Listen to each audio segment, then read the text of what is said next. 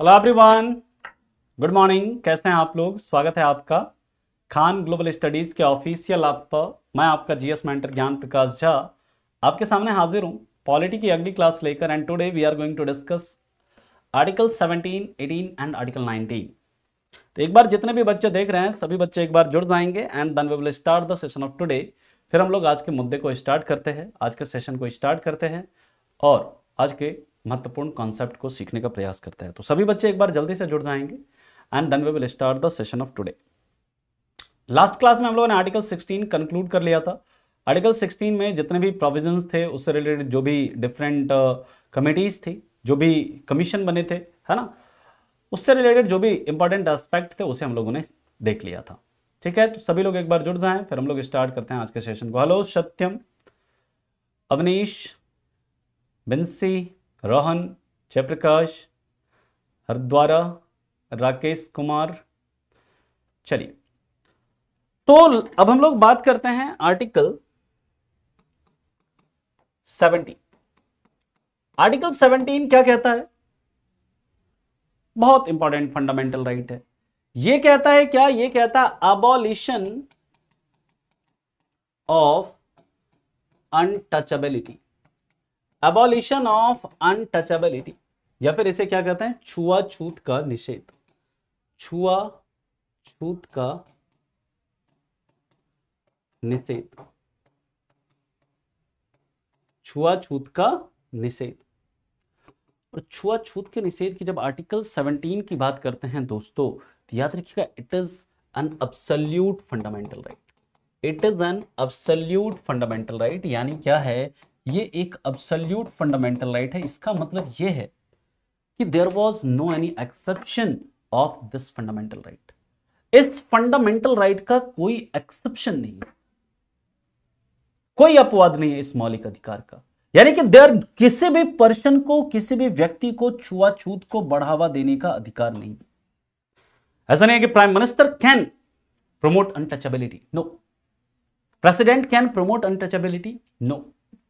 Governor can, no. There is no any exception of this article. That's why this article is absolute fundamental right. Article 17 is absolute. Question arises, प्रश्न उठता है कि sir what is untouchability? Untouchability sir है क्या? किसे हम कहेंगे छुआछूत? In our constitution, हमारे संविधान में there is no any definition of untouchability is given. यानी कि अनटचेबिलिटी वर्ड को हमारे संविधान में ना तो डिफाइन, कहीं पर डिफाइन नहीं किया गया है। मैंने आपको क्या बताया था कि जो आर्टिकल, जो मतलब फंडामेंटल राइट है, फंडामेंटल राइट के अंदर कुछ जो प्रोविजंस हैं, some of fundamental rights are self executory. Self executory का मतलब क्या? स्वतः लागू हो जाते हैं। कुछ फंडामेंटल राइट जो है ये स्वतः लागू हो जाते हैं, लेकिन some of fundamental rights are executed or implemented by law made by parliament। यानी कि कुछ जो मौलिक अधिकार है वो स्वतः लागू होते हैं, लेकिन कुछ मौलिक अधिकारों को लागू करने के लिए पार्लियामेंट क्या करती है? कानून बनाती है। क्योंकि आपको मैंने बताया है, as per article 35 of our constitution, हमारे संविधान के आर्टिकल 35 के तहत जो फंडामेंटल राइट से जो रिलेटेड प्रावधान है, इससे रिलेटेड जो प्रोविजन है, इसको लागू करने का अधिकार किसे है? इसको लागू करने का अधिकार पार्लियामेंट को है। क्लियर? हम लोग जब बात करते हैं दोस्तों, देखिए गोलू बघेल जी, कास्ट सिस्टम, हाँ, जिस दिन जो अपर क्लास, अपर कास्ट वाले हैं ना, वो जब जिस दिन इस जाति प्रथा का वो करना छोड़ दें, तो उस दिन ये पूरा कास्ट सिस्टम क्या हो जाएगा? खत्म हो जाएगा, है ना। चलिए, अब हम लोग बात करेंगे, वो अनटचेबिलिटी नहीं था वहां पर। अनटचेबिलिटी का मतलब, यहां पर जो अनटचेबिलिटी वर्ड यूज किया गया ये अलग है। वो छुआछूत की बात नहीं कर रही है कि यहां पर इस अनटचेबिलिटी का यूज नहीं किया गया। यहां पर जो अनटचेबिलिटी वर्ड है, इसका मतलब ये नहीं है कि किसी से हाथ नहीं मिलाना है, दूर से ऐसे नमस्कार करना है ना, किसी आप भाई हमसे दूर रहो, वो वाला नहीं। मतलब कोई अगर हेल्थ के आधार पर किसी से अगर हम छुआछूत में वो कर रहे हैं तो वो वाला नहीं है। यहां पर रिलीजियस ग्राउंड पर, धार्मिक आधार पर जो पहले से जो शोषण होता आ रहा है, धार्मिक आधार पर, ऐतिहासिक आधार पर, है ना, जो क्या कर रहे हैं, जो मतलब क्या हो रहा है, शोषण हो रहा है किनका, जो कुछ मतलब जातियों का, कुछ कास्ट का, उसको क्या कहते हैं, अनटचेबिलिटी कहते हैं। अनटचेबिलिटी वर्ड को डिफाइन किया गया कि किसी एससी और एसटी के साथ। अनटचेबिलिटी वर्ड को बाद में डिफाइन किया गया किसमें, एक कानून बना, protection of civil right act 1955 में, नागरिक सुरक्षा अधिकार, नागरिक अधिकार सुरक्षा अधिनियम, protection of civil right act जो है ना, यह बना। और इस कानून में कहा गया कि व्हाट इज अनटचेबिलिटी।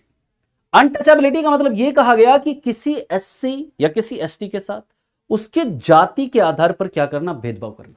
उसके किसके आधार पर, उसके जाति के आधार पर भेदभाव करना, यह क्या कहलाएगा, अनटचेबिलिटी कहलाएगा। क्लियर है यहां पर, है ना। ये पूनम जी, ये जो एंशिएंट ऋग्वैदिक हिस्ट्री पढ़ेंगे, ऋग्वैदिक पीरियड है, पहले जो एक्चुअली वर्ण सिस्टम जो हुआ था ना, वर्ण सिस्टम को जो बांटा गया था, पहले किस आधार पर, उसके कार्य के आधार पर बांटा गया था कि हु टीचेस दैट, और मतलब कि जो पढ़ाएंगे लिखाएंगे, जो मतलब बोलेंगे, किसी को शिक्षा प्रदान करेंगे, वो ब्राह्मण्स होंगे। हु प्रोटेक्ट, जो प्रोटेक्शन प्रदान करेंगे, सुरक्षा, युद्ध वगैरह लड़ेंगे, वो क्या होंगे, वो राजपूत होंगे। जो बिजनेस करेंगे, व्यापार करेंगे, वो क्या होंगे, वैश्य होंगे।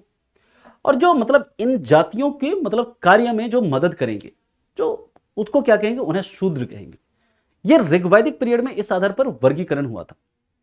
आगे चलकर ये मतलब जब मतलब हमारा मतलब बाद में फिर ये हुआ कि उनके कार्य के आधार पर नहीं, उनके जाति के आधार पर, जो मतलब बाद में जो कास्ट सिस्टम में जब चेंज हुआ, पहले वर्ण सिस्टम यह था कि जो काम करता है, काम के आधार पर उसकी जाति निर्धारित होती थी, है ना। अगर कोई मान लीजिए कि शिक्षा दे रहा है, भले वो किसी भी जाति का, अगर वो शिक्षा दे रहा है, वो ब्राह्मण्स कहलाएगा।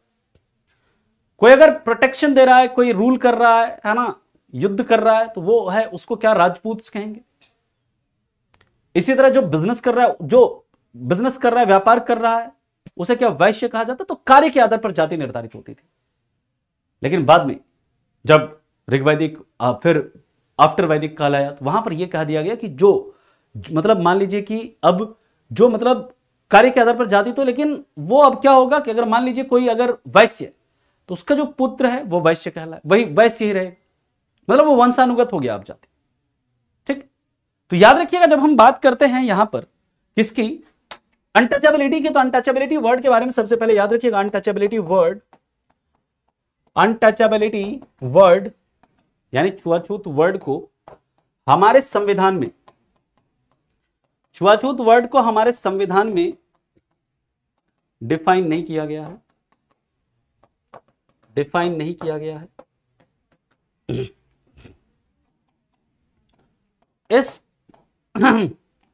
इस फंडामेंटल राइट को लागू करने के लिए पार्लियामेंट ने एक कानून पारित किया था, protection of civil right act 1955, यानी कि नागरिक अधिकार सुरक्षा अधिनियम, नागरिक अधिकार सुरक्षा अधिनियम कौन सा, 19 नागरिक अधिकार सुरक्षा अधिनियम 1955। और इस कानून में सबसे पहली बार, याद रखिएगा, ये जो कानून है, इस कानून में सबसे पहली बार अनटचेबिलिटी वर्ड को क्या किया गया, डिफाइन किया गया, है ना। क्लियर। तो अनटचेबिलिटी वर्ड का क्या यूज होता है, हाँ बिल्कुल सौरभ राठौर जी, एग्जैक्टली। यहां तक समझ में आया सभी को।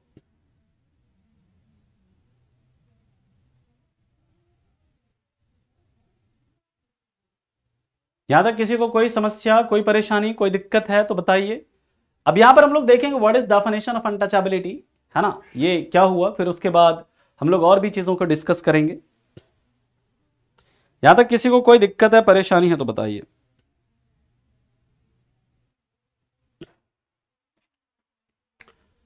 दोस्तों जब बात करते हैं, इसी कानून में सबसे पहली बार अनटचेबिलिटी को डिफाइन किया गया। हाँ, यहां पर अनटचेबिलिटी को डिफाइन किया गया और कहा गया कि अनटचेबिलिटी क्या है। अनटचेबिलिटी के बारे में इस कानून में कहा गया, छुआछूत का मतलब क्या है, छुआछूत का मतलब क्या है? याद रखिएगा, छुआछूत का मतलब है किसी भी एससी या एसटी के साथ उसके जाति के आधार पर भेदभाव करना। उसके जाति के आधार पर क्या करना? भेदभाव करना। जाति के आधार पर मतलब जाति के आधार पर इंसल्ट करना, इंसल्ट करना, यानी कि किसी एससी या एसटी के साथ अगर आप उसके जाति के आधार पर क्या करते हैं? भेदभाव करते हैं, डिस्क्रिमिनेशन करते हैं, मतलब कि उसके साथ अगर मतलब क्या करते हैं? उसका अपमान करते हैं, उसको इंसल्ट करते हैं, है ना, तो उसे क्या बोलते हैं? उसे हम लोग बोलते हैं अनटचेबिलिटी, है ना, अनटचेबिलिटी। दोस्तों हम लोग जब बात करते हैं कि ये जो अनटचेबिलिटी है इसको डिफाइन किया गया, लेकिन ये जो कानून था protection of civil right act, ध्यान से मेरी बात को सुनिएगा, protection of civil right act यानी नागरिक अधिकार सुरक्षा अधिनियम, ये जो कानून था ये क्या था? बहुत वीक कानून था, बहुत कमजोर लॉ था, क्योंकि इसके अंदर जो सजा का प्रावधान था ना, अगर मान लीजिए कोई छुआछूत को बढ़ावा देता भी है, कोई अगर अनटचेबिलिटी को प्रमोट करता भी है, तो उसके लिए जो कानून थे उतने कड़े नहीं थे। यह था कि 500 रुपए का फाइन देंगे या 6 महीने की सजा देकर के छोड़ देंगे, या फिर अगर दूसरी बार कोई छुआछूत को बढ़ावा देता है तो 1000 रुपए का फाइन लगाएंगे या 6 महीने की सजा देकर के छोड़ देंगे, या फिर अगर तीसरी बार कोई ऐसा करता है तो 1000 रुपए का फाइन लगाएंगे, 1 साल की सजा देकर के छोड़ देंगे। इससे क्या छुआछूत खत्म होगा? नहीं। ये कानून जो बना था ना, protection of civil right act, वो क्या है? वो एक वीक कानून था। आगे चलकर मतलब उससे छुआछूत उतना खत्म नहीं हुआ, अनटचेबिलिटी उतना समाप्त नहीं हुआ। फिर हमें एक टफर लॉ, एक मजबूत, एक ज्यादा कठोर कानून की जरूरत पड़ी, और इसके लिए दोस्तों याद रखिएगा एक कानून पास किया पार्लियामेंट ने इन 1989, है ना, कौन सा? SC ST prevention of atrocities, atrocities, SC ST prevention of atrocities act 1989। इसी को सामान्य भाषा में एससी एसटी एक्ट भी कहा जाता है।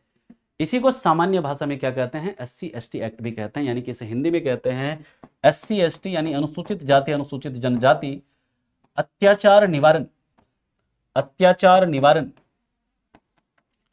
अत्याचार निवारण अधिनियम, अत्याचार निवारण अधिनियम 1989। तो ये एक मजबूत कानून था, ये एक मजबूत कानून बनाया गया, और इस कानून के प्रावधान इतने कड़े कि पहला कि इस कानून के अंदर जो प्रावधान था पहला, कि अगर कोई ऐसा करता है तो इसका क्या होना चाहिए? इमीडिएट अरेस्ट होना चाहिए, यानी कि उस व्यक्ति की तुरंत गिरफ्तारी होनी चाहिए, तुरंत गिरफ्तारी, इमीडिएट अरेस्ट होगा। दूसरा, कोई बेल नहीं, नो बेल। और तीसरा, burden of proof, burden of proof with, जो मतलब इसको किया है, क्या बोलते हैं, जो किसी अपराध को करता है उसे क्या बोलते हैं, है ना, जो बर्डन ऑफ प्रूफ होगा वो किसके पास होगा? जो अपराधी है, जो मतलब जिसने इस अपराध को किया है, अपराधी के पास होता है। साबित करने की जिम्मेदारी, यानी कि सबूत की जिम्मेदारी, साबित करने की जिम्मेदारी।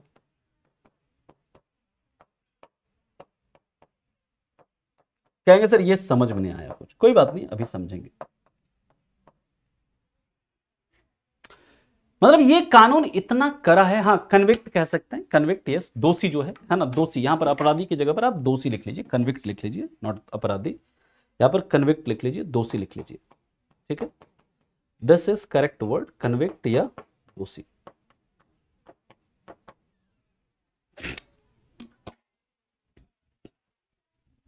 ठीक है, हाँ, या एक्यूज्ड, एक्यूज्ड भी लिख सकते हैं, कन्विक्ट या एक्यूज्ड लिख सकते हैं, है ना।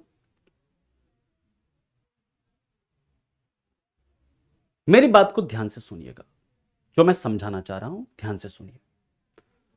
थर्ड लाइन का हिंदी क्लियर नहीं है तो क्लियर हिंदी लिख लीजिए, साबित करने की जिम्मेदारी, बर्डन ऑफ प्रूफ। अब इसको थोड़ा ध्यान से समझो।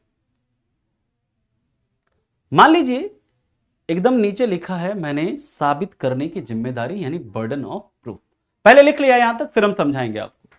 इनको समझना बहुत जरूरी है ना, इसको समझना बहुत जरूरी है। पहले आप इतना लिख लीजिए। नहीं नहीं, ओबीसी के साथ नहीं होता भाई, ओबीसी तुमको किस उसमें पीछे लगते हैं भाई, ओबीसी बढ़ावा देते हैं इस चीज को, कैसी बात करते हैं, वो तो बहुत पावरफुल होते हैं कई क्षेत्रों में। हाँ?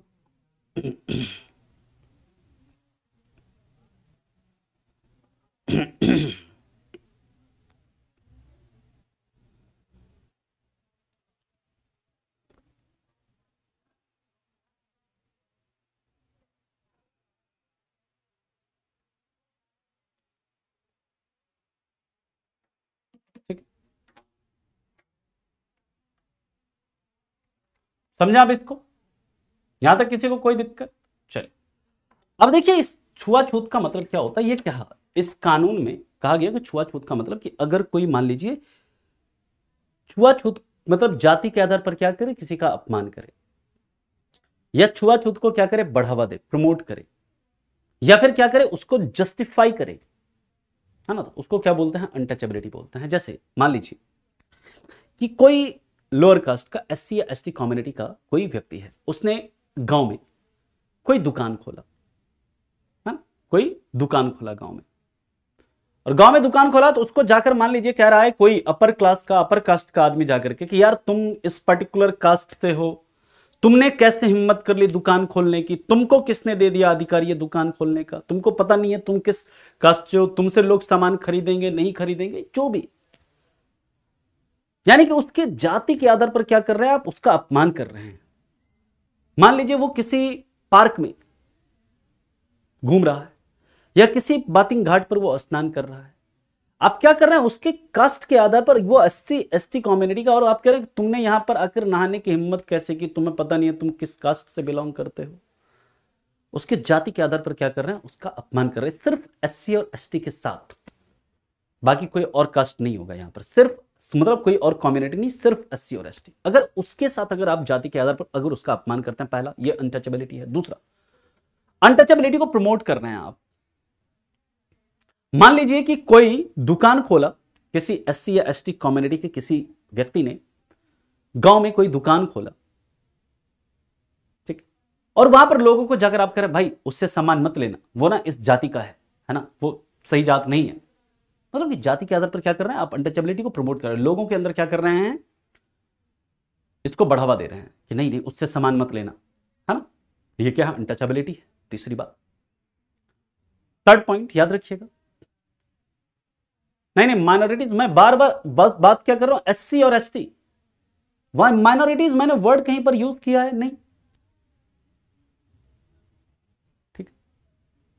जैसे मान लीजिए तीसरी बात कि कोई अगर इसको प्रमोट कर रहा है, कोई कह रहा है कि हम इससे सामान्य ले, कोई मान लीजिए कि जैसे कोई व्यक्ति है, किसी एससी और एसटी ने कोई दुकान खोला है गांव में, और कोई तीसरा एक व्यक्ति है, वो क्या कर रहा है, वहां पर जाकर वो सामान नहीं, वो लोगों को कह रहा है कि भाई उससे सामान नहीं लेना, और वो कोई एक व्यक्ति जाकर उसको जस्टिफाई कर रहा है, हाँ ये भाई बिल्कुल सही बोल रहा है, ये इसके यहां से सामान मत लो, है ना, ये इस कास्ट से है, यहां से लोगे तो ये होगा, है ना, तुमको पता नहीं है ये लोग सामान बेचता है ना, जो भी है, किससे आप नहीं ले सकते, अच्छा नहीं है ये, यानी कि आप क्या कर रहे हैं, कोई अगर इसको प्रमोट कर रहा है तो आप उसको जस्टिफाई कर रहे हैं, तो ये भी क्या है, अनटचेबिलिटी के अंदर आएगा। क्लियर है पॉइंट? अगर अब ऐसा कोई करता है तो उसके लिए क्या है, उसके ऊपर एससी एसटी एक्ट लग सकता है। एससी एसटी एक्ट अगर उसके ऊपर लगा तो याद रखिएगा, एससी एसटी एक्ट जब उसके ऊपर लगेगा तो क्या होगा, उस केस में आपका इमीडिएट अरेस्ट किया जाएगा। इमीडिएट अरेस्ट यानी कि अगर मान लीजिए आपने किसी एससी एसटी के साथ उसके कास्ट के आधार पर, उसके जाति के आधार पर उसका अपमान किया, उसको प्रमोट किया, या उसका क्या किया, इंसल्ट किया, या फिर उसको जस्टिफाई किया, तो क्या होगा, वो आपके ऊपर एससी एसटी एक्ट लगाएगा, और इसमें अगर लगा तो तुरंत क्या होगा, आपकी इमीडिएट अरेस्ट किया जाएगा, आपको इमीडिएट अरेस्ट किया जाएगा, उसके बाद आपको बेल नहीं मिलेगा, कोई बेल नहीं। लेकिन दोस्तों यहां पर जो बर्डन ऑफ प्रूफ है, यानी कि साबित करने की जो जिम्मेदारी है, वो किसकी है, वो दोस्तों किसकी होगी, वो यहां पर किसकी होगी, कन्विक्ट, क्योंकि जो मतलब दोषी है उसकी होगी। नॉर्मली क्या होता है, इन नॉर्मल केसेस क्या होता है कि जैसे किसी पर्सन ने मर्डर किया या किसी पर्सन ने कोई क्राइम किया, रेप किया, उसमें क्या होता है कि जो उसने क्राइम किया इसको साबित करने का जिम्मेदारी किसका? पुलिस का। स्टेट वो प्रूफ करेगा कोर्ट में कि भाई इसने ये किया, ये मर्डर किया है सर, देखिए ये चाकू है या ये पिस्टल है सर, इसके ऊपर देखिए ये डीएनए फिंगरप्रिंटिंग, जो इसके फिंगरप्रिंट का निशान है इसमें डीएनए टेस्टिंग सर मैच हुआ है इसका। यानी कि जो प्रूफ करने की जिम्मेदारी वो किसके? स्टेट की है। उसमें क्रिमिनल आराम से कोई मजे में, भाई प्रूफ करो ना, प्रूफ कर लो, अगर तुम्हें तो लगता है मैंने किया है तो उसको कोई टेंशन नहीं, क्योंकि वहां पर बर्डन ऑफ प्रूफ यानी कि साबित करने की जिम्मेदारी इसके नहीं कि मैंने मर्डर नहीं किया। साबित करने की जिम्मेदारी है किसकी? स्टेट की। वो प्रूफ करे कि हां कि मैंने मर्डर किया। तो बर्डन ऑफ प्रूफ किसके पास है? स्टेट के पास। लेकिन इस केस में अगर आप किसी के खिलाफ अनटचेबिलिटी को बढ़ावा देते हैं, किसी के खिलाफ अगर आप छुआछूत को बढ़ावा देते हैं, तो वहां पर बर्डन ऑफ प्रूफ यानी कि यह साबित करना कि सर मैंने छुआछूत को नहीं बढ़ावा दिया है, वो किसका होता है? खुद दोषी का। इतना एक कड़ा कानून है।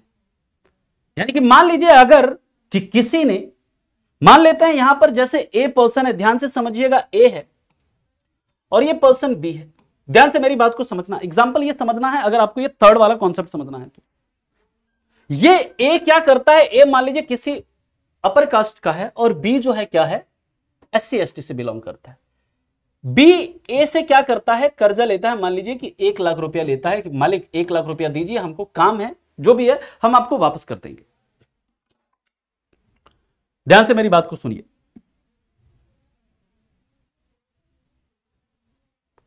ए क्या है? एसटी का मतलब होता है शेड्यूल्ड कास्ट और एसटी का मतलब होता है शेड्यूल्ड ट्राइब्स होता है ना।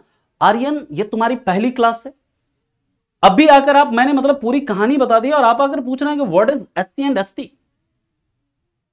पहली क्लास है तुम्हारी, रेगुलर क्लास किया करिए आप लोग, है ना। पहले जो समझा रहे हैं इसे समझिए। यानी कि क्या किया कि मान लीजिए ए ने क्या किया? बी को 1 लाख रुपए दिया, ठीक है, कि जरूरत था। बी किससे? एससी एसटी कम्युनिटी से बिलोंग कर रहा है। अब ए को अपने पैसे की जरूरत पड़ी। ए को मान लीजिए अपने बच्चे का एडमिशन कराना है या अपनी मतलब बहन की शादी करनी है, बेटी की शादी करनी है, कुछ भी। अब ए जाता है बी के पास कि भाई मेरा पैसा दे दो 1 लाख रुपया, हमको ना अपने बच्चे का एडमिशन कराना है या हमें अपनी बेटी की शादी करनी है, बहन की शादी करनी है, या जो भी खर्चा है हमारा। बी वाला कहता है नहीं देंगे अभी। बोलो यार दे दो भाई, तुमने बोला था इस समय देंगे, है ना, तुमने बोला था कि इस समय देंगे हम पैसा। नहीं नहीं, ये पैसा नहीं देंगे, जो करना है कर लो। मान लीजिए तो वो सामने वाला ए वाला आदमी क्या करता है? गुस्से में आके उसे एक मुक्का मार दे, गुस्से में आके उसे एक मुक्का ऐसे मार दे कि कैसे नहीं दोगे हमारा पैसा, या उसके साथ लड़ाई कर ले। और ये दौड़ा दौड़ा चला जाए पुलिस में, सर देखिए हमारे साथ जाति के आधार पर भेदभाव, हमें सर मारा गया है, हमें मुक्के से सर मारा गया, पीटा गया सर, इसके ऊपर एससी एसटी एक्ट लगाइए। ये तो गलत है। यानी कि इस कंडीशन में क्या होगा? इमीडिएट अरेस्ट होगा, नो बेल। अब बर्डन ऑफ प्रूफ किसके पास है? बर्डन ऑफ प्रूफ ये ए का होगा।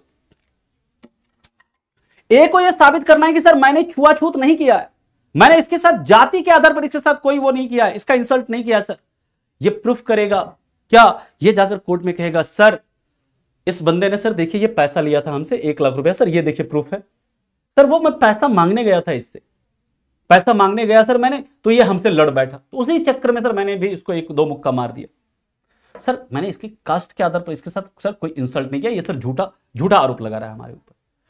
कोर्ट कहेगा अच्छा हाँ बिल्कुल आपके पास प्रूफ है, आपने पैसा दिया था, ये पैसा वापस नहीं करा, बात आपकी सही है, यानी कि आपने इसके साथ इसके जाति के आधार पर भेदभाव नहीं किया।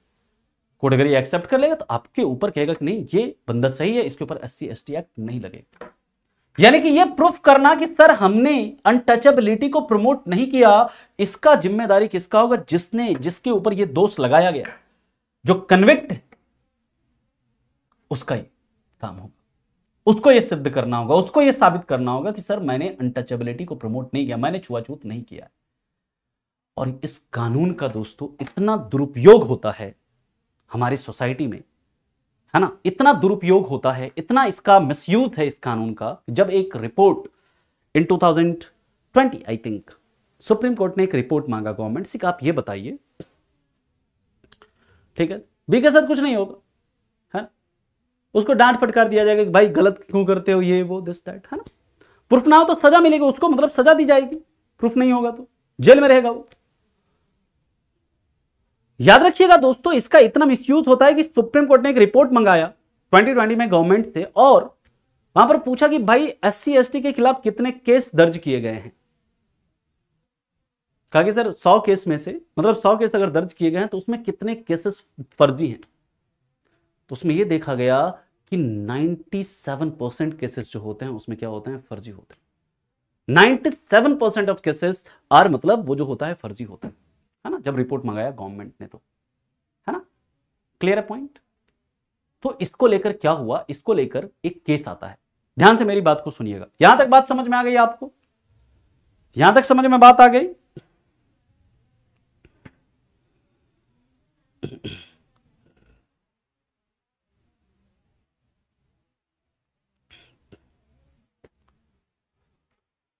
यहां पर ये समझ में आ गया बात आपको।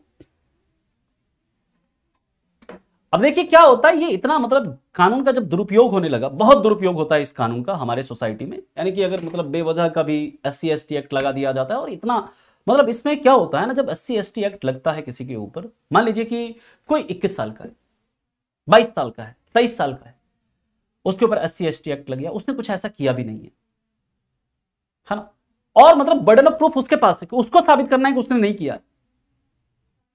मान लीजिए कि उसने नहीं किया और उसके ऊपर SC ST एक्ट लग गया, और वो क्या इमीडिएट अरेस्ट होगा, बेल नहीं। अब उसको ये बात साबित करने में ये लग जाए 7 साल लग जाए, 10 साल लग जाए, ये बात साबित करने में कि सर मैंने अनटचेबिलिटी नहीं किया था, और 7-8 साल के बाद ये चीज उसके ऊपर प्रूफ होता है कि उसने छुआछूत को बढ़ावा नहीं दिया था, छुआछूत नहीं किया था। 8 साल के बाद, 9 साल के बाद उसे रिलीज कर दिया जाएगा, ठीक है आप फ्री हो, आपने नहीं किया था, आपको छोड़ दिया जाएगा। लेकिन ड्यूरिंग दिस प्रोसेस, मेरी बात को बहुत ध्यान से सुनना, ड्यूरिंग दिस प्रोसेस वो व्यक्ति जो है, ड्यूरिंग दिस प्रोसेस, इस प्रक्रिया के दौरान जो वो व्यक्ति है, उस व्यक्ति का पूरा करियर, पूरा का पूरा जो मेन जो समय है, मुख्य जो उसका टाइम है, करियर बनाने का समय है, वो क्या हो जाता है, खत्म।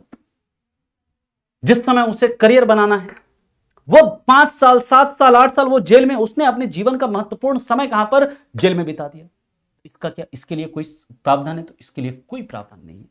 मतलब कि ये जो कानून इतना कड़ा है कि इसका जो प्रोसीजर है इस कानून का, वही एक तरह से सजा है। यानी कि आपके ऊपर अगर SC ST एक्ट लग जाता है तो इसकी जो प्रक्रिया है, इसकी जो प्रोसेस है, वही आपके लिए एक सजा हो जाती है। क्लियर? बिकॉज यहां पर कोई बेल नहीं मिलता है, इमीडिएट अरेस्ट होता है आपका, और बर्डन ऑफ प्रूफ ये किसके पास होगा, आपके पास होगा। आपको साबित करना है कि आपने छुआछूत नहीं किया है। क्लियर? तो ये इतना कड़ा कानून है और इसका बहुत दुरुपयोग होता है। तो इसको लेकर एक केस आता है इन 2018, 2018 में दोस्तों एक केस आता है जिसका नाम है Subhash Mahajan case, Subhash Mahajan versus union of India. Subhash Mahajan, ध्यान से समझिएगा, Subhash Mahajan versus union of India case, जिसमें कि SC ST एक्ट के जो प्रोविजंस हैं इसको चैलेंज किया जाता है इन 2018। कहा जाता है सर इस केस का ना सर बहुत दुरुपयोग है सर, सुप्रीम कोर्ट में जाकर कि सर ये केस है बहुत, इसका दुरुपयोग हो रहा है सर। ये कारण बताते हैं कि सर देखिए इसका जो प्रोसीजर है वही सर क्या एक तरह से सजा है सर, कुछ करिए आप। सर्वोच्च न्यायालय कहती है यस, क्या करना होगा। सर्वोच्च न्यायालय इस जजमेंट में कहती है, supreme court Subhash Mahajan case में जजमेंट में कहती है सुप्रीम कोर्ट, पहला कि no immediate arrest, no immediate arrest, कोई इमीडिएट अरेस्ट नहीं होगा, है ना, ठीक है, मतलब कोई इमीडिएट अरेस्ट नहीं होगा, पहली बात। दूसरी बात, परमिशन ऑफ DSP और SP is required before arrest। और तीसरा, preliminary inquiry to be held.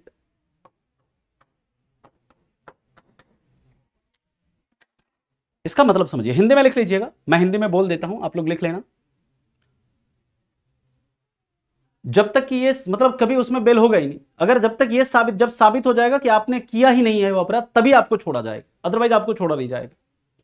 ठीक, प्रतिभा जी याद रखिएगा, नो इमीडिएट अरेस्ट का मतलब क्या? तुरंत गिरफ्तारी नहीं, हिंदी में लिख लेना, तुरंत गिरफ्तारी नहीं।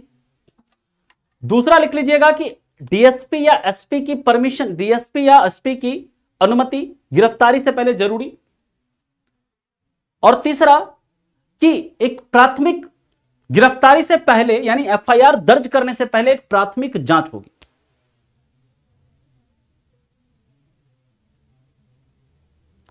क्या होगा कि जो आपका एफआईआर जो दर्ज करने से पहले, जैसे मान लीजिए, अभी मैं एग्जांपल समझाता हूं आपको। सुप्रीम कोर्ट ने 3 डिसीजन दिया, इसमें 3 डिसीजन दिया सुप्रीम कोर्ट ने। पहला कहा कि जब किसी के ऊपर एससी एसटी एक्ट लगेगा तो वो इमीडिएट अरेस्ट नहीं करेंगे, एफआईआर दर्ज करने से पहले क्या करेंगे? प्रारंभिक जांच करेंगे, एक प्रीलिमिनरी इंक्वायरी करेंगे।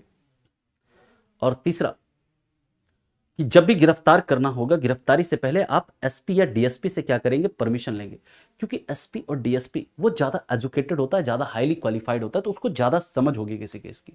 एक कांस्टेबल या एक इंस्पेक्टर के मतलब जो एक दारोगा होता है उसके कंपैरिजन में एसपी और डीएसपी वो ज्यादा दिमाग से तेज होता है, ज्यादा मतलब हाईली क्वालिफाइड होता है, तो वो चीजों को ज्यादा अच्छे से समझ पाएगा कि गलत है या सही है। तो अरेस्ट करने से पहले आपको डीएसपी या एसपी से क्या करना पड़ेगा? परमिशन लेना पड़ेगा। ये चीजें कही, ठीक है? किसमें? सुभाष महाजन केस में। यानी कि जैसे मान लीजिए कि यही वही कंडीशन, ए और बी वाला कंडीशन लेते हैं, ध्यान से समझिए। जैसे मान लीजिए कि ए है, ए ने बी को दिया पैसा 1 लाख रुपया, अब ये वापस नहीं कर रहा है, ये वापस नहीं कर रहा है, ये जाकर गया मांगने के लिए और उसके दोनों के बीच में लड़ाई हो गई, ए ने एक मुक्का मार दिया बी को। अब बी चला गया, इसके ऊपर क्या कर दिया? एससी एसटी एक्ट जाकर थाने में कह रहा है कि सर ये जो है ना, ये हमारे साथ जाति के आधार पर सर हमको मार रहा है, हम सर इस जाति से बिलोंग करते इसलिए सर हमको क्या कर रहा है? मार रहा है, पीट रहा है, please sir SC ST act लगाओ इस पर। पुलिस वाला आएगा, पहले जांच करेगा, पुलिस वाला आएगा जांच करेगा पहले कि ये बंदा जो है सही बोल रहा है कि नहीं। वो गांव में आएगा, लोगों से पूछेगा कि सही में इस दोनों के बीच में लड़ाई हुआ था? जी हुआ था लड़ाई। क्यों लड़ाई हुआ था? सर ये पैसा दिया था इसको, ये पैसा वापस नहीं कर रहा था, उस चक्कर में दोनों में लड़ाई हुआ और इसको सर मुक्का मुक्की हो गया दोनों में। सर इसके साथ जाति के आधार पर कोई इंसल्ट नहीं किया गया, इसके कास्ट के आधार पर सर इसको कोई अपमान नहीं हुआ। इसको डांट फटकार के कि भाई तुम लोग फर्जी में आ जाते हो केस दर्ज करने के लिए, इसका कोई गलती नहीं है ना। पहले प्रीलिमिनरी इंक्वायरी हो गई, पहले प्रीलिमिनरी इंक्वायरी में ही पता चल गया कि वो गलत है, तो वो एफआईआर दर्ज नहीं हुआ। एफआईआर अब दर्ज नहीं हुआ तो इमीडिएट अरेस्ट भी नहीं होगा, है ना? क्लियर? नहीं, इंक्वायरी के लिए परमिशन नहीं लेनी पड़ेगी गिरफ्तारी से पहले। जैसे कि मान लीजिए अब मतलब वो वहां गया, पता चल गया कि नहीं वाकई में किया है इसने, वाकई में जाति के आधार पर इसके साथ इंसल्ट हुआ है, तो वो फिर डीएसपी या एसपी के पास जाएगा परमिशन लेने के लिए कि परमिशन दीजिए सर अब इसको गिरफ्तार करना है, ये सही है। ठीक है, ये सारी चीजें की। लेकिन इसमें जब चेंज हुआ, ये जब डिसीजन आया किसका? सुप्रीम कोर्ट का जब डिसीजन आया तो यहां पर क्या होता है? पूरे देश में इस डिसीजन का क्या होने लगा? विद्रोह होने लगा, पूरे देश में इस डिसीजन का विरोध होने लगा। एससी एसटी कम्युनिटी के द्वारा पूरे देश में मतलब तोड़ फोड़, अलग अलग चीजें। अंत में जाकर सरकार को फिर 2018 में इस डिसीजन के बाद सरकार क्या करती है? जो एससी एसटी एक्ट में एक सेक्शन 18A जोड़ती है और कहती है कि जो इस डिसीजन से पहले, यानी कि जो सुप्रीम कोर्ट का ये डिसीजन था उसको समाप्त कर दिया। कहा कि जो कानून इस डिसीजन से पहले जो कानून का रूप था वही रूप रहेगा। यानी कि ये तीनों चीजें क्या हो जाती है? सुप्रीम कोर्ट के इस तीनों निर्णय को क्या कर दिया जाता है? नलीफाई कर दिया जाता है, वॉइड कर दिया जाता है। उस कानून एससी एसटी एक्ट में क्या होता है? एक सेक्शन डाला जाता है, सेक्शन 18A, और उस सेक्शन 18A के तहत क्या कहा जाता है कि सुप्रीम कोर्ट जो मतलब इस कानून का जो मतलब रूप इस डिसीजन सुप्रीम कोर्ट के निर्णय से पहले था वही रूप रहेगा। यानी कि ये तीनों चीजें समाप्त, कहा कि ऐसा नहीं रहेगा। ठीक है, क्लियर है यहां तक? यानी कि वर्तमान में क्या स्थिति है, वर्तमान में ये सब है, तो याद रखिएगा नहीं, जो पहले इमीडिएट अरेस्ट, नो बेल, है ना, और burden of proof with the convict, ये वाली स्थिति है वर्तमान में भी। बात समझ में आ गई? तो ये था आर्टिकल 17 का कॉन्सेप्ट। अब हम लोग मूव करेंगे आर्टिकल 18 पे। यहां तक किसी को कोई दिक्कत, कोई परेशानी है तो बताइए। क्योंकि वहां पर विरोध इसलिए उन लोगों ने किया कि जैसे मान लीजिए विरोध होने के पीछे कई सारे रीजन थे। ये कहा कि नो इमीडिएट अरेस्ट, पहले प्रिलिमिनरी इंक्वायरी। मान लीजिए कि अब प्रिलिमिनरी इंक्वायरी हो रही है, कोई मान लीजिए कि निचली जाति का है, ध्यान से मेरी बात को सुनिएगा, कोई SC/ST कम्युनिटी का है, लेकिन जो वहां पर बैठा हुआ दरोगा है जो जांच करने जाएगा वो अपर कास्ट से, वो जाएगा जांच कर देगा, जांच करके लिख देगा कि नहीं नहीं किया, किया हुआ है, फिर भी मान लीजिए उसमें लिख दिया कि नहीं हुआ। मान लीजिए अपर कास्ट ने किया, छुआछूत किया जाकर के, और जो दरोगा है वो अपर कास्ट का है, उसको जाकर या 20,000, 50,000, 1 लाख रुपए खिला दिया। ठीक है, कि रिपोर्ट में लिख देना, जब प्रिलिमिनरी इंक्वायरी करोगे, प्राथमिक जांच करोगे, तो लिख देना कि मैंने ऐसा कुछ भी नहीं किया, लिख के दे देगा, नहीं किया, हो गया। ठीक है, यानी कि इस कानून को वीक करने का कोशिश किया गया था इस डिसीजन के द्वारा, इसलिए फिर क्या किया गया, इसे डिसीजन को नलिफाई कर दिया गया। किसके द्वारा? पार्लियामेंट के द्वारा। आ गया समझ में? नहीं, उसको पनिशमेंट का कोई वो नहीं है आफ्ताब, है ना। चलिए, यहां तक किसी को कोई दिक्कत, कोई परेशानी?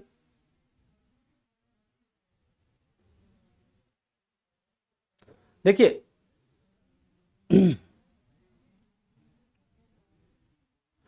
अनटचेबिलिटी तो खत्म हो गई है ना, खत्म ऑलमोस्ट हो गई है, लेकिन कहीं कहीं अभी भी थोड़ा बहुत है ना, लेकिन अनटचेबिलिटी जो है लगभग खत्म ही है ना। चलिए खैर, अब हम लोग बात करते हैं आर्टिकल 18। आर्टिकल 18 क्या कहता है? आर्टिकल 18 कहता है abolition of titles, abolition of titles यानी उपाधियों का अंत, उपाधियों का अंत। अब इसके अंदर डिफरेंट डिफरेंट क्लॉजेस हैं, ठीक है, ठीक है, कोई एक्शन नहीं लिया गया है ना, कोई एक्शन नहीं।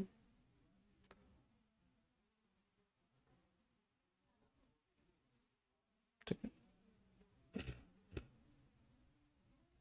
अब हम लोग बात करते हैं दोस्तों आर्टिकल 18। ये आर्टिकल 18 के अंदर डिफरेंट क्लॉजेस हैं। आर्टिकल 18 क्लॉज 1 ये कहता है स्टेट, कौन सा स्टेट? आर्टिकल 12 वाला स्टेट, जहां भी मैं स्टेट लिखूं, ठीक है, SC/ST वाले सेम वर्क करे तो किसके खिलाफ? देखिए SC/ST वाले अगर SC/ST के साथ करे तो वहां पर SC/ST एक्ट नहीं लगेगा। मान लीजिए कि कोई एक A भी SC/ST है, B भी SC/ST है, दोनों के बीच में लड़ाई हुआ तो A चला जाएगा नहीं, B चला जाएगा नहीं। अगर A जनरल कास्ट से, अदर कास्ट से बिलोंग करता है, B अगर SC/ST से, तो उस कंडीशन में ये जो है SC/ST लगा सकता है किसके ऊपर? अदर कास्ट वालों के ऊपर, जो SC/ST वाले। अगर दोनों मान लीजिए A और B दोनों ही SC/ST, दोनों के बीच में लड़ाई हुआ, दोनों के बीच में झगड़ा हुआ, तो A कहेगा नहीं हम तुम्हारे ऊपर SC/ST लगा देंगे, तो वो नहीं, या B कहेगा हम तुम्हारे ऊपर SC/ST नहीं। एक जो इसमें हो SC/ST और दूसरा SC/ST के अदर कोई हो, बिल्कुल लग सकता है, क्यों नहीं लग सकता? आदित्य SC/ST के अलावा किसी पर भी लग सकता है। ठीक है, चलिए अब हम लोग बात करते हैं आर्टिकल 18 ये कहता है स्टेट किसी भी पर्सन को, किसी भी पर्सन को कोई उपाधि नहीं देगा, कोई उपाधि नहीं देगा except military and educational title को छोड़कर, except military and educational title को छोड़कर, यानी कि सैन्य एवं शैक्षणिक उपाधि दी जा सकती है। स्टेट सैन्य उपाधि, शैक्षणिक उपाधि दे सकती है, लेकिन इसके अलावे कोई टाइटल प्रोवाइड नहीं कर सकती है। जैसे मान लीजिए आजादी से पहले जब हमारा संविधान लागू नहीं हुआ था, संविधान के लागू होने से पहले, ठीक है, ठीक है, लोगों को, किसानों को, महाराजाओं को, है ना, और जो बड़े बड़े जमींदार थे उनको खुश करने के लिए, उनका सपोर्ट पाने के लिए अंग्रेज क्या करते थे, जो बड़े जमींदार हैं उनको खुश करने के लिए उनका सपोर्ट मिले, उसके लिए कि हम आपको क्या करेंगे, हम आपको राय बहादुर की उपाधि देते हैं, आप हमारा सपोर्ट करिए, आज से आप राय बहादुर कहलाएंगे। एकदम वो भी खुश, अरे अंग्रेज ने, ब्रिटिशर्स ने हमारा राय बहादुर की उपाधि दी, हम इसका सपोर्ट करेंगे। सर हम आपको नाइटहुड की उपाधि देंगे, सर हम आपको सर की उपाधि देंगे, है ना, हमारा सपोर्ट करें। यानी कि लोगों को प्लीज करने के लिए, लोगों को खुश करने के लिए ये टाइटल्स दिए जाते थे अंग्रेजों के द्वारा, है ना, ताकि उनका सपोर्ट, उनका समर्थन ले सके। इसलिए जब कई सारे रिवॉल्ट हुए थे, जैसे पहला रिवॉल्ट 1857, जमींदारों ने सपोर्ट नहीं किया था।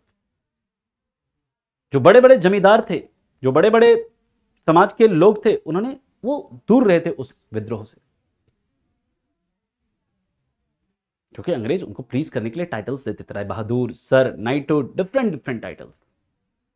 लेकिन जब हमारा संविधान लागू हुआ, हमारे संविधान के लागू होने के बाद आर्टिकल 18 में कहा गया, state can not confer any title to any person except military and educational title.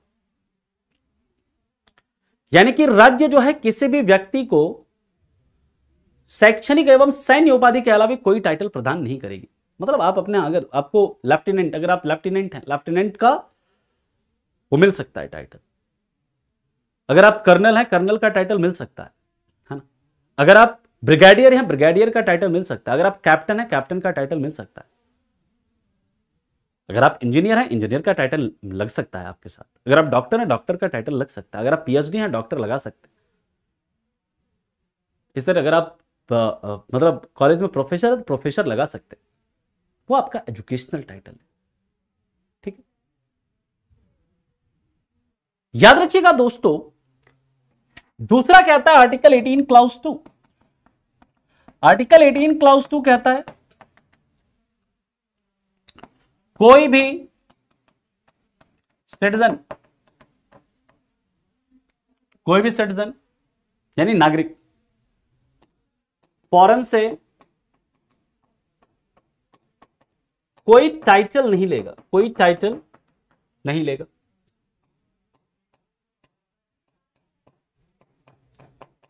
यह आर्टिकल 18 क्लाउज 2 कहता है कि आप विदेश से, आपको कोई उपाधि नहीं लेनी है, कोई टाइटल नहीं लेनी है।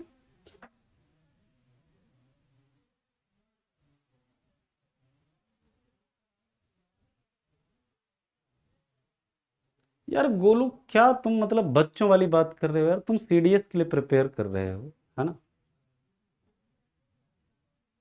और तुम क्या बच्चों वाली बात करते हो। वो टाइटल नाम के आगे लगता है। गाड़ी पर तुम लिख दो ना, पुलिस लिख दो, कुछ भी, आर्मी लिख दो, कुछ भी लिख दो, गाड़ी पर लिखने से कोई मतलब नहीं, नाम के आगे नहीं लगा सकते। जैसे मैं अपने नाम के आगे सर ज्ञान प्रकाश झा नहीं लगा सकता, नाम के साथ अब हमें प्यार से ज्ञान प्रकाश सर बोलते हैं, अलग है। लेकिन मैं अपने नाम के आगे सर ज्ञान प्रकाश झा लगा लूं, ये पॉसिबल नहीं।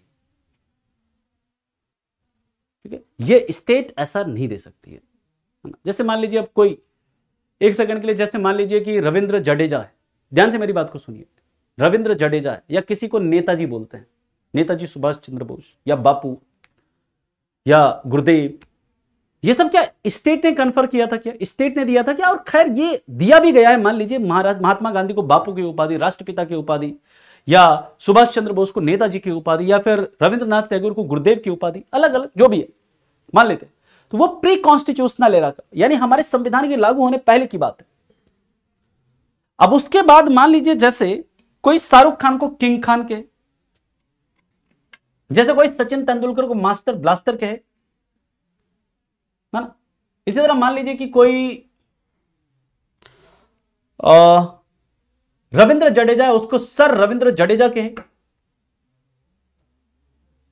क्या सर रविंद्र जडेजा के नाम के आगे सर क्या स्टेट ने लगाया है? स्टेट ने कहा कि तुम अपने नाम के आगे सर लगाओ, नहीं ना। ये माही ने, मतलब महेंद्र सिंह धोनी ने नॉर्मली क्या दिया था कि सर रविंद्र जडेजा, तो स्टेट ने नहीं दिया है ना, वो किसने दिया है? माही ने दिया है। ठीक है, जैसे मास्टर ब्लास्टर क्या स्टेट ने दिया है? क्या भारत सरकार ने या किसी सरकार ने दिया है कि नहीं सचिन तेंदुलकर मास्टर ब्लास्टर सचिन तेंदुलकर कहलाएंगे? नहीं ना। क्या किंग खान, मान लीजिए शाहरुख खान को किंग खान अगर कहते हैं लोग, तो क्या वो स्टेट ने दिया है ऐसा टाइटल? नहीं। यानी abolition of title. Title article 18(1) कहता है कि स्टेट जो है वो कोई टाइटल नहीं दे सकती। जैसे मिस वर्ल्ड, मिस इंडिया, है ना, मिस यूनिवर्स, ये सब जो टाइटल है क्या स्टेट ने दिया है? नहीं, ये टाइटल दिया जा सकता है। आ गया समझ में? तो लेकिन आर्टिकल 18 क्लास 1 क्या कहता है कि स्टेट कोई टाइटल नहीं दे सकती। क्लियर है पॉइंट? आया समझ में? ठीक।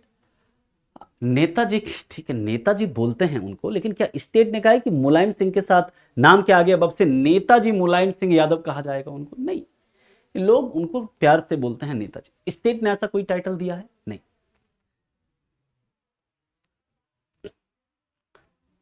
बिल्कुल लगेगा। कुणाल कुमार क्यों नहीं लगेगा भाई? उसी को प्रोटेक्ट करने के लिए तो है। हम लोग जब बात करते हैं दोस्तों आर्टिकल 18 क्लास 2 क्या कहता है? कोई भी सिटीजन फॉरेन से कोई टाइटल नहीं लेगा। यानी कि हम फॉरेन से कोई भी टाइटल, कोई भी उपाधि नहीं ले सकते हैं। आर्टिकल 18 क्लास 2 कहता है कि we can not take any title from foreign country. बिल्कुल नहीं होगा भाई, कैसी बात कर रहे हो?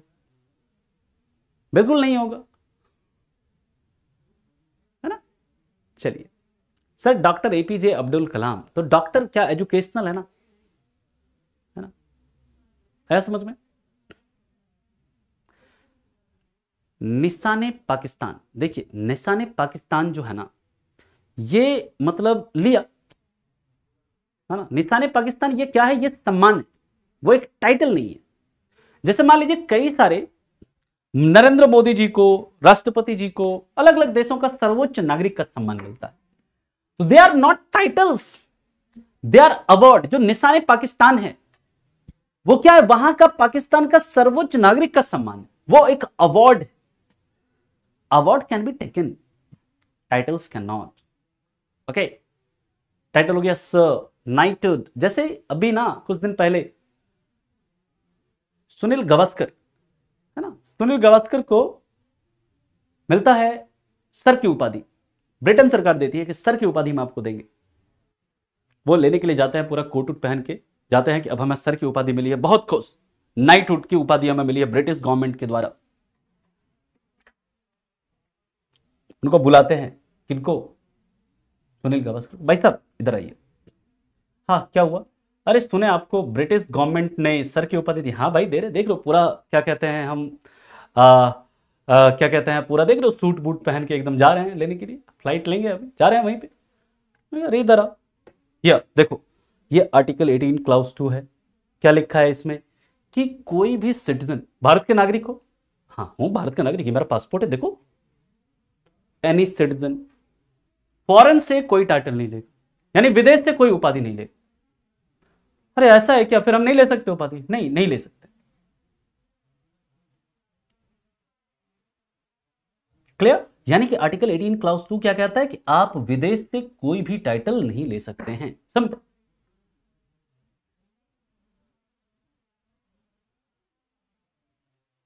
ठीक। सिंह ने, किस सिंह ने फ्लाइंग फ्लाइंग सिख की उपाधि किसने ली? किस सिंह ने भाई फ्लाइंग सिख की उपाधि? मिल्खा सिंह ने फ्लाइंग सिख की टाइटल कैसे ली? उसको स्टेट ने फ्लाइंग सिख कहा है क्या? मिल्खा सिंह के नाम के आगे फ्लाइंग सिख मिल्खा सिंह लिखा रहता है? नहीं, लोग उसे प्यार से बोलते हैं फ्लाइंग सिख। स्टेट ने वो टाइटल दिया है? नहीं।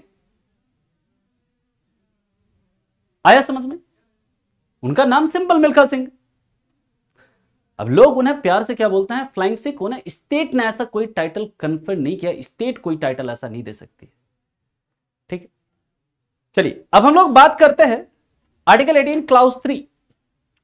आर्टिकल 18 क्लाउज 3 क्या कहता है? आर्टिकल 18 क्लाउज 3 क्या कहता है? अगर कोई फॉरेन सिटीजन, अगर कोई फॉरेन सिटीजन, ध्यान से समझिएगा, अगर कोई फॉरेन सिटीजन भारत में किसी लाभ के पद पर है, भारत में किसी, भारत सरकार में किसी लाभ के पद पर है,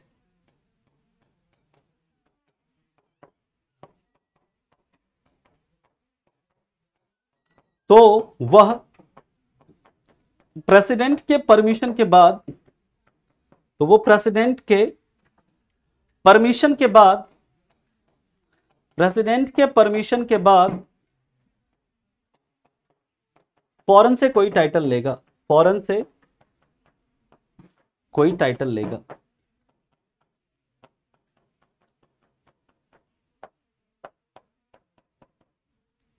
अब इसको समझना है, ठीक, क्योंकि टाइटल लगाने से कोमल समानता समाप्त होती है। मान लीजिए आपका नाम है कोमल शुक्ला, वहीं पर आपकी कोई फ्रेंड है ना, खुशबू, या कोई फ्रेंड है मान लीजिए अनीता, पूनम, कुछ भी, आपका नाम कोमल शुक्ला और आपकी फ्रेंड है कोई पूनम, वो लगा ले अपने नाम के आगे, उनको सरकार के क्वीन पूनम सिंह या क्वीन पूनम शुक्ला। क्या आप, मतलब आपकी फ्रेंड, दोनों समान है, आप लगेगा कि हमको क्वीन नहीं इसको क्वीन क्यों? असमानता को बढ़ावा देगा, ये इक्वलिटी को बढ़ावा मिले, समानता का अधिकार है ये, ताकि सभी क्या हो, इक्वल। ओके, आया समझ में? याद रखिएगा, अगर कोई विदेशी नागरिक है, कोई विदेशी नागरिक है ना, लाभ का पद क्या होता है? ऐसा कोई पद जिसमें कि आप भारत सरकार से या राज्य सरकार से आपको कुछ ना कुछ वित्तीय मतलब लाभ मिलता है, कुछ ना कुछ फाइनेंशियल बेनिफिट मिलता है, आप ऐसे किसी पद पर हैं, तो उसे क्या बोलते हैं हम लोग? लाभ का पद कहते हैं। बाकी लाभ के पद को हम लोग डिस्कस करेंगे जब हम आर्टिकल 101, आर्टिकल 102 पढ़ेंगे वहां पर। याद रखिएगा, अगर कोई पर्सन विदेश से टाइटल लेता है तो क्या होगा? Risk case. इसके लिए कोई प्रावधान नहीं है अभी, ऐसा नहीं है कोई चीज कि आपको सजा दी जाएगी, इसके लिए कोई कानून नहीं है, लेकिन हमारा संविधान कहता है आर्टिकल 18 क्लॉज 2 कि आप नहीं ले सकते हैं, ठीक है। इसके लिए लेकिन सरकार ने ऐसा कोई सजा नहीं बनाया है कि अगर आप लेते हैं तो आपको मतलब 5 साल का जेल, 10 साल का जेल, ऐसा कोई वो नहीं।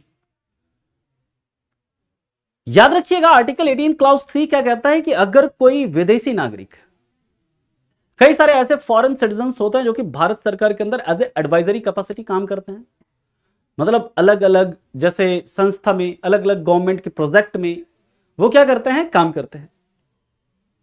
जैसे कहीं एयरपोर्ट बन रहा है तो वहां पर एडवाइजरी कैपेसिटी में काम कर रहे हैं, यानी कि एज ए सलाहकार काम कर रहे हैं। कोई बोर्ड है उसमें सलाहकार के रूप में काम कर रहे हैं, है ना। कई मेट्रो बन रहा है तो वहां उसमें सलाहकार के रूप में काम कर रहे हैं। तो कई सारे ऐसे फॉरेन सिटीजन्स होते हैं जो कि भारत में लाभ के पद को धारण करते हैं, ठीक है। नहीं आते हैं वो, अभी जब हम ऑफिस ऑफ प्रॉफिट बताएंगे तो वहां पर डिस्कस करेंगे। शिवम जो समझा रहे हैं आप उसे समझो। तो जब कोई फॉरेन सिटीजन लाभ के पद पर हो तो वो अगर उसे विदेश से कोई टाइटल लेना है, अगर उसे विदेश से किसी फॉरेन कंट्री से अगर उसे कोई टाइटल मिल रहा है, भले उसको अपने ही देश से क्यों ना मिले, अगर वो भारत में लाभ के पद पर है तो वो जाएगा, राष्ट्रपति से परमिशन लेगा, राष्ट्रपति से कहेगा मालिक हम आपके देश में ना इस मेट्रो में एडवाइजर के रूप में काम कर रहे हैं या इस बोर्ड में एडवाइजर के रूप में काम कर रहे हैं, बताइए क्या कर रहे हैं तो करिए काम, क्या दिक्कत है क्या? कोई राष्ट्रपति क्या कोई दिक्कत है क्या काम कर रहे हैं? तो नहीं नहीं सर एक काम था, बताइए क्या काम? सर हमको ना एक उपाधि मिला है, हम जिस देश से वहां से हमको एक टाइटल मिला है, तो टाइटल मिला है तो हम क्या करें? राष्ट्रपति पूछेंगे हम क्या करें? टाइटल मिला है, जाकर लीजिए टाइटल अपना। कि नहीं नहीं ऐसे नहीं ले सकते। 18 क्लॉज 3 आपके संविधान का कहता है कि अगर कोई फॉरेन सिटीजन आपके देश में किसी लाभ के पद पर है तो वो तभी उस टाइटल को ले सकता है जब आप उसे परमिशन दें, जब वहां के राष्ट्रपति उसकी अनुमति। तो ऐसा पूरा बताइए ना, पूरा कहानी। अब बोल रहे हैं टाइटल मिला है, ये मिला, पूरी कहानी बताइए पहले कि हाँ हम परमिशन देंगे तब ले सकते। लाई मैं परमिशन देता हूं, जाइए ले लीजिए। यानी कि अगर कोई फॉरेन सिटीजन है, कोई विदेशी नागरिक है, वो भारत में अगर किसी लाभ के पद पर है तो वो विदेश से तभी कोई टाइटल, कोई उपाधि प्राप्त करेगा जब राष्ट्रपति क्या करे? उसे अनुमति दे। राष्ट्रपति के परमिशन के बिना वो कोई टाइटल नहीं दे सकता है। इस चीज को आप याद रखेंगे।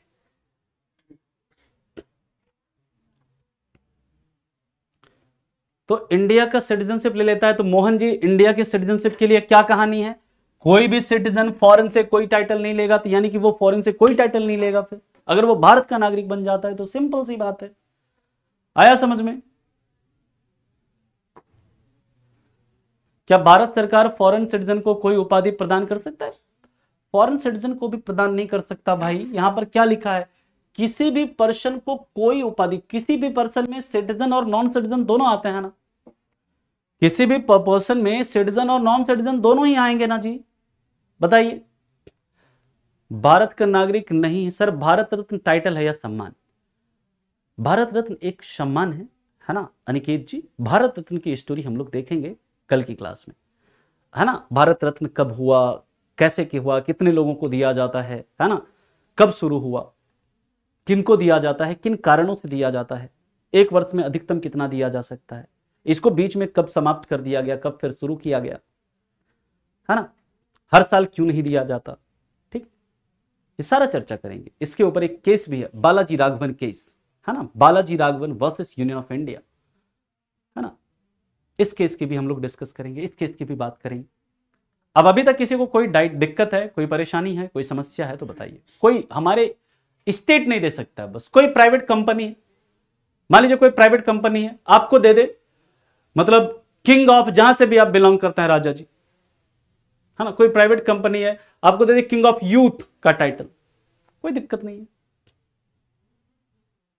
आपको दे दे मिस्टर हैंडसम का टाइटल, कोई दिक्कत नहीं है, कोई प्राइवेट कंपनी है, दे दे, है ना, वो दे सकती है, स्टेट नहीं दे सकती है। इस चीज को आप याद रखेंगे। सर किसी फॉरेन के पास कोई टाइटल है तो वो इंडिया में वैलिड रहेगी, इंडिया में वैलिड रहेगी, लेकिन वो भारत के अंदर जब आएगा तो भारत में वो अपने नाम के साथ वो यूज नहीं कर सकते। मतलब भारत के अंदर, खैर भारत का नागरिक जब है ही नहीं तो उसका कोई मतलब ही नहीं है। हाँ, भारत की नागरिकता लेगा तो उसे वो टाइटल छोड़ना पड़ेगा। कहीं और का नागरिक है, डजेंट मैटर, वो कोई टाइटल रखे क्या रखे उससे हमें फर्क नहीं पड़ता। अगर भारत का नागरिक है तो वो अपने नाम के साथ कोई टाइटल नहीं लगाएगा, ठीक है। सर जैसे जुलूस को टाइटल दिया, जुलूस को टाइटल दिया जाता है, पूरा प्रश्न तुम्हारा क्या है अंजलि, समझ में नहीं आ रहा है, क्या जुलूस को टाइटल दिया जाता है?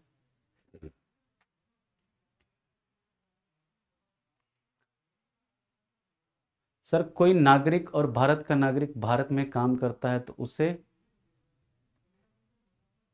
क्या, भाई तुम्हारी अंग्रेजी इतनी मतलब गंदी है मनीष, फॉरेन का स्पेलिंग तुम्हें पता नहीं है, and you are preparing for CDS के लिए प्रिपेयर कर रहे हो तो